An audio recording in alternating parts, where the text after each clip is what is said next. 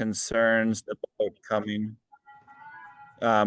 in a very populated area, that hopefully they can be more comfortable that they will then come during regular open time. Some people will, some people won't. So it kind of started, 4 years ago? I think it was 4, where there was a guy that came to the park with his son and turned around and left. Okay. Never walked into the park because it was so busy and it was overwhelming. And so that started the conversation about, what could we do? Um, I got linked up with Kathy Blatnick, with the Mid-Michigan Autism Association, and worked with her. And then I also had previous connections with a couple people that worked with East Lansing Public Schools that worked in classrooms, helping those with disabilities, limitations. Could have been learning, it could have been a variety of things. Sure. So really, Kathy has been the driving partner for us, going forward. And she helps get the word out to, people that might like to join. We open it up we do 3 a summer, so try to do 1 June, 1 July, 1 August, and open it up to about 100 people. Okay. And it's from 9 in the morning to 10:45 before we open to the public. And we, with 100 people, I mean, so because of how warm it's been, Yeah. we can have well over 1,000 visitors. So, on the day that the first swim was a week ago, and on that day we had 1,700 visitors. So think of the difference of they ended up having like 80. We had 80 participants that day. So think about 80 participants utilizing the facility versus 1,700. Did you guys have like a capacity on the facility? Is it like It's you think inside there's always like a fire code, like you can't have this Yep. many people Yeah, what it's 1,404. at a time And can be in there. at yep, at a time, and that includes the entire facility. So that includes the pool, the grass areas, the concession area. Um, so the entire what we have, the fenced in area. Okay. Yeah. So, and when we have the disability friendly swim, our staff is to work with the participants on the rules. And so we're a little more relaxed than we can be, during regular time. Yeah. So, like I said, it's a lot of it's an exposure, getting them comfortable with the water and doing things that, you know, we can't generally do when we're open to the public. Like we might allow someone with a life. So typically wouldn't allow someone with a life jacket to go in the deep end. But in this case, if they're accompanied with, an adult, then we allow them to go in the deep end again to gain that exposure and that comfort level. Um so that comfort level, have you guys been able to, might be hard to track, but have you seen the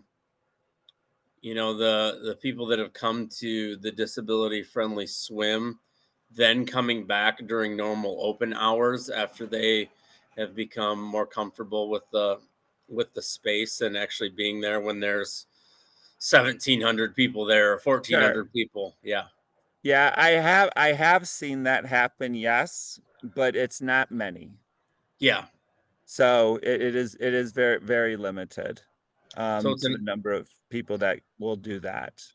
so it's a good Um, opportunity for people to get comfortable with it, but also for those people that still don't feel comfortable when there's that many people there to have just the time for them to be there in the pool right. when it way less people in the area. Yeah, and the other thing that I attribute to because you're gonna have, I mean, Michigan is surrounded by water. So you're gonna have families that are gonna travel away, probably specifically for the 4th of July weekend, Yep. and they might go up to, say, Lake Michigan. So we have now provided some additional water exposure. So hopefully when they do travel and go on vacation, so even if it's not the comfort level to come back to our facility, hopefully they've, become more comfortable so that way when they are on vacation or if they're at that hotel swimming pool or if they're out at the beach, they're more comfortable, in the water and, safer. That's really the bottom line. Unfortunately, the water safety statistics for drowning for, say, someone with autism or with a limitation is extremely high. So if we can provide that, you know, additional level of comfort, hopefully we'll keep people safer. Yeah. The the other thing that I really think is really cool about the disability friendly swim is they have all of these families that are interacting together. So on a general day when I'm here at the aquatic center, we'll have, say, a parent reading a book and the kids are off, in the water. That does not happen for this swim. It is the coolest thing to see all of the interaction of the parents with their kids having a great time, brothers and sisters that are here in a, comfortable, low risk environment. Yeah. And they're probably getting to meet some other people too, right? Oh, absolutely. Yeah, absolutely. They're getting to meet, other people, they can make friends. When they're here too, it doesn't have to be just swimming. I mean, we have a splash pad, as you know, so they can play around in that. We put out sidewalk chalk so they can do art on the sidewalk. Um, yeah, so and hopefully I don't say this wrong, but it's a no judgment zone. Yeah. You know, they're free to be who they are and have a great time. And, we've had some meltdowns and it's a safe zone. I know that some people, feel like, oh my gosh, I don't want to go out because if we have a meltdown, what's going to happen? There's no judgment. you know, we're here to help. If you need us to help, you're free to do what you need to do and, you know, have that opportunity to go out and have a good time.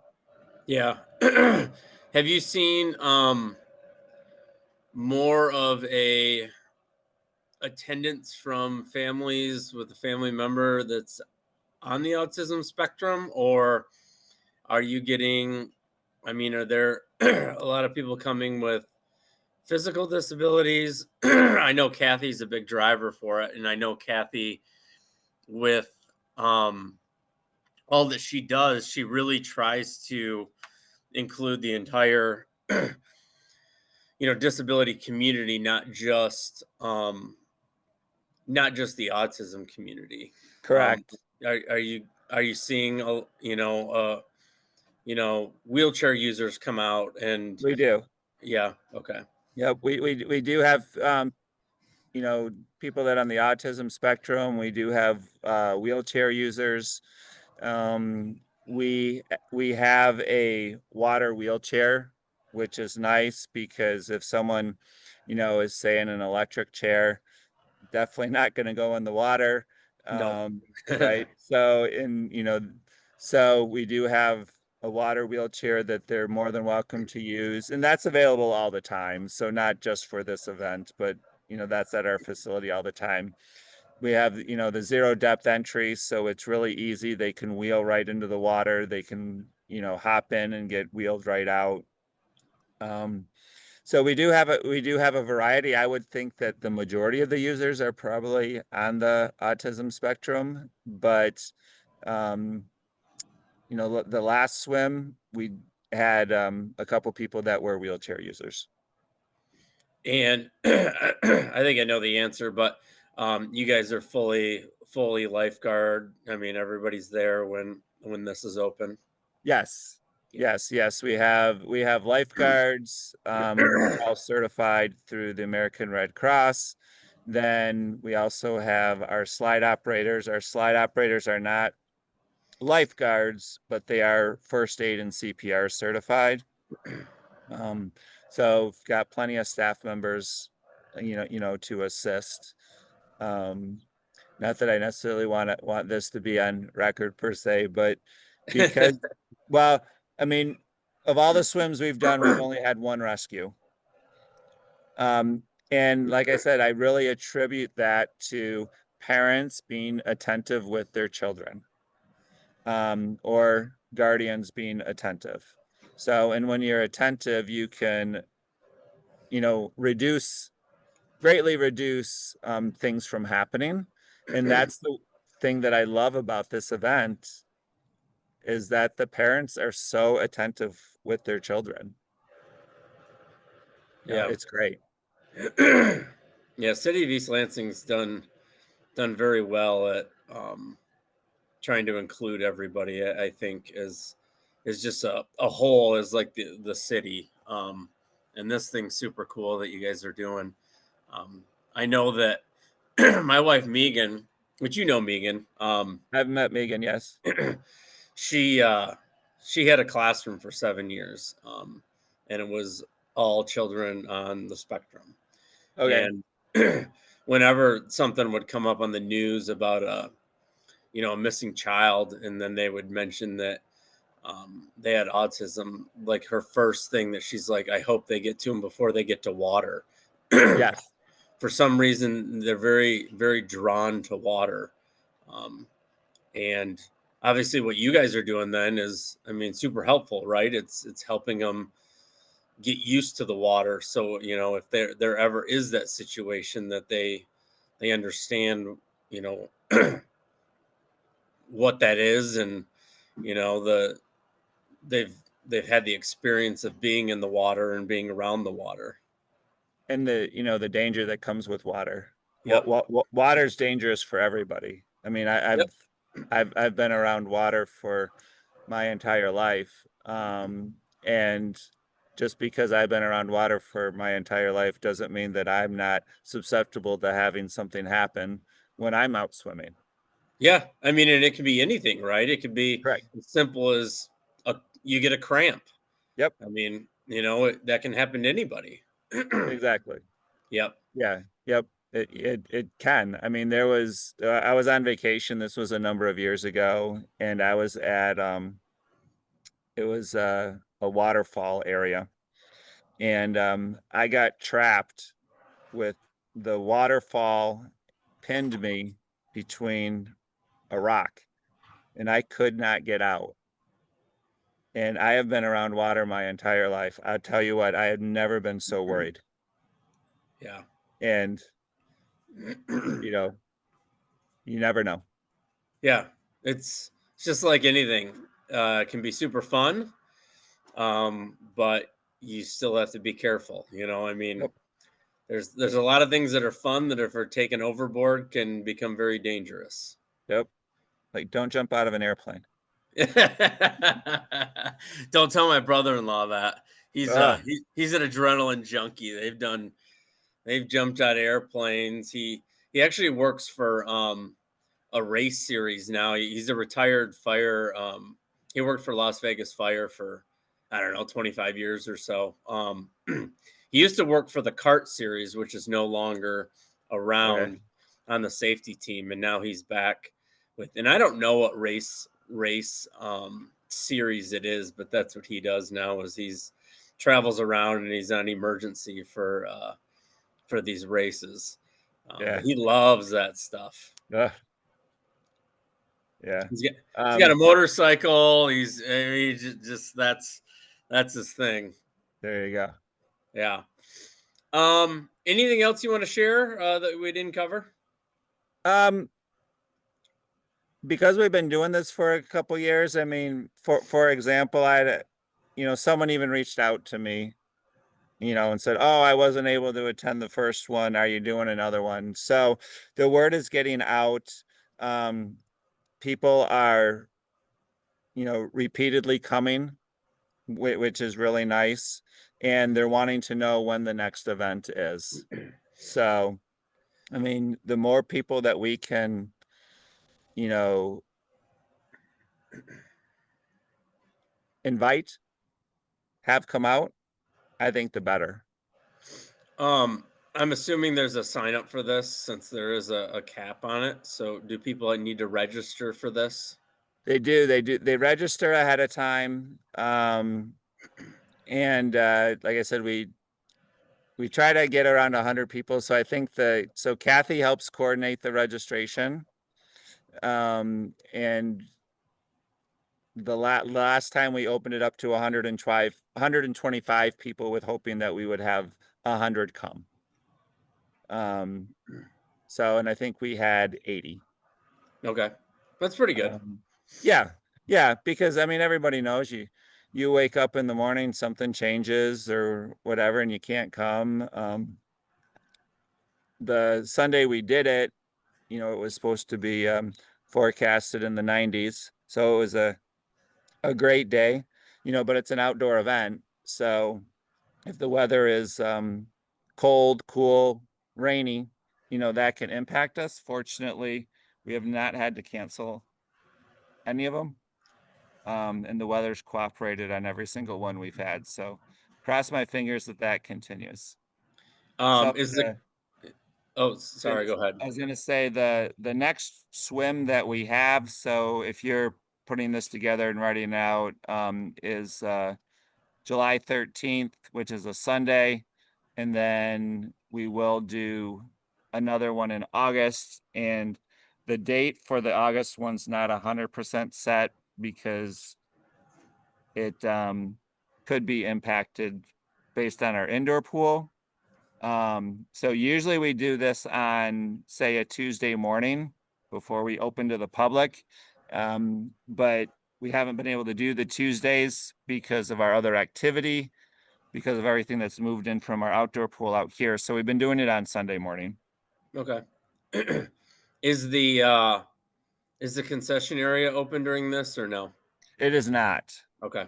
Yeah, we kind of talked about that in the beginning, but there's just not a big interest for concessions at 9 in the morning. Yeah, yeah. So that's why. Makes sense. And Yeah, can people can bring in their own food if they want? Is that something? absolutely. Yeah, okay. Yep, they can bring Pretty in their great. own food. We do have life jackets. If anybody, would like to use a life jacket, they can bring in their own life jackets if they'd like. Whatever their comfort level is. I mean, like I said, you've been out here. We have shade, we have lounge chairs, we have the changing rooms. So, all they have to do is come. Cool.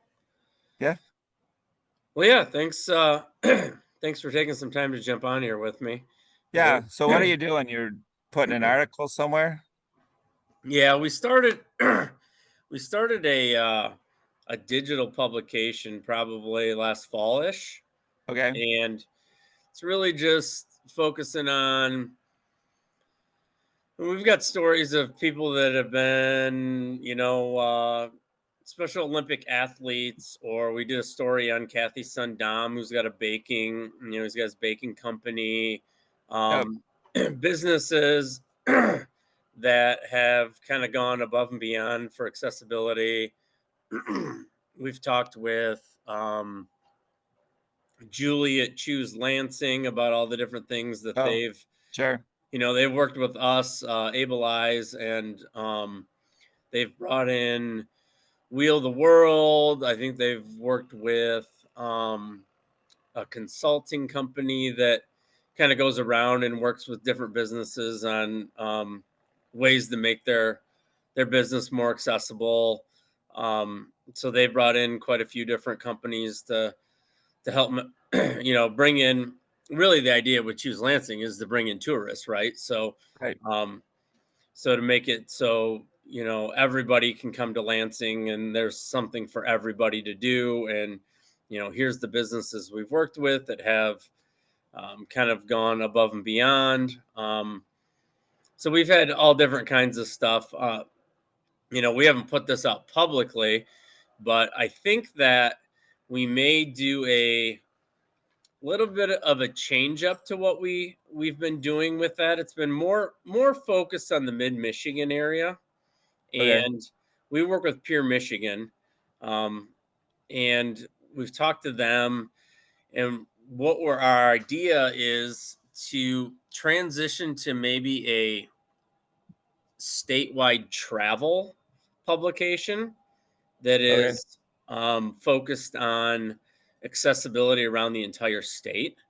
So maybe we would focus on, let's just say, Cadillac for a month, and kind of go and talk to the the Convention and Visitors Bureau there, which we've worked with, and say, hey, let's get 5 or 6 stories that we'll write up about Cadillac, about the different areas and the different parks and the businesses and like the things to do up there um, that everybody can do, and share that out there and kind of switch it around. So we'll do Cadillac, and we'll do Petoskey and Ludington and places in the Upper Peninsula, and just make it like a accessible travel magazine Okay. specifically for the state of Michigan.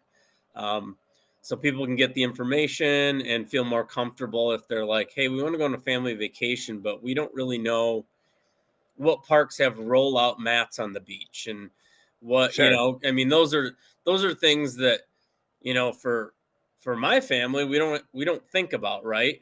We can just go to any beach, but if Right. if one of our sons was a wheelchair user, it might take us a half a day to find a beach that has a rollout mat where he can go out on. Um so I think that that might be the direction we're gonna go with it. It's been pretty successful. We're coming up on a year with it, but I know we've talked with Pure Michigan, and they said that they were working on budgets this summer, and we would circle back this fall and maybe do some type of partnership with Pure Michigan on it, and then all the Convention and Visitors Bureau. So I don't really know where that's going to go yet. Yeah. I haven't brainstormed enough into it, but I've kind of got like the general idea of what I want to do with it. But uh, yeah, we'll see where that goes. It won't happen right away. I think if we decide to do that, we'll probably target maybe sometime towards the beginning of next year to start that, so we can kind of get it planned out and get a plan in place, so we don't just jump in and shoot from the hip. Yeah. I don't know if this would help visitors just or help us with visitors just in general. That if someone was coming to visit and they had a request, um, talk to our head staff. We may be able to accommodate, we may not be able to, but if we don't know, we can't even consider it. Yeah. So, for example, if you have a child that comes in and maybe they're nonverbal, if you feel comfortable, let us know, because when we're talking to someone trying to do rule enforcement, then we can approach it differently. And some parents I know would want to tell you, some parents don't want to tell you. But I mean, for example, there was a young boy that was visiting the other day, and he was not following the rules. Well, We found out why. So we approach it differently. Um, so feel free to talk to the head staff with your when you're visiting, because I think that can also reduce, some frustration on staff of, well, they're not being nice, or they're, well, how do we know? You know, and if you're willing to share, please do so. So that Yeah, that I could for that sure. can help with the scenario. And I understand if someone, has someone that may be nonverbal every time they go to a facility. Yeah, I don't want to have that conversation. Okay, I understand. Um, but maybe it could help. Yeah. Yeah, especially I mean, you even think of just let's say the lifeguards trying to communicate something out to them and they Correct. don't, you know, and they're it almost seems like they're ignoring them, right? Because they're not communicating back to them. But Right. yeah, yep, Yeah, and it's really it's, getting to know people. Once you get to know people, um, things go a lot better. If you're going to be a frequent visitor, let's get to know the guards. Let's get to know you. Get to know your name. Let's get to know your kids' names. And yeah, it becomes a more welcoming environment. Then it becomes more familiar. And then when you come, you know, you're you're a person with a name, and that definitely goes a lot further than, just someone visiting. yep, So everyone likes cheers when Norm walks in, yeah, where everybody knows your name. It goes yep, a long way. yep. Well, awesome. Thanks for Yeah. taking some time to jump on here with me. Yep, absolutely. Well, if you put something out, just let me know when it comes out. That'd be great. Yeah, I'll shoot it over to you. Okay. All right. All If you right, got any other questions, if I need to fill a gap, then just let me know. awesome. Well, thanks so All right. much. Yep. And if you want to come out for our next swim, let me know. Sounds Even good. even if you just want to, come out and, check it out, see what it's about. So Sunday the 13th, July 13th, from 9 to 10:45. So Sounds it's really good. cool. Awesome. Well, All have a right. great day. All right. Thanks, Evan. We'll see We'll you. see All you. right. Bye. Bye.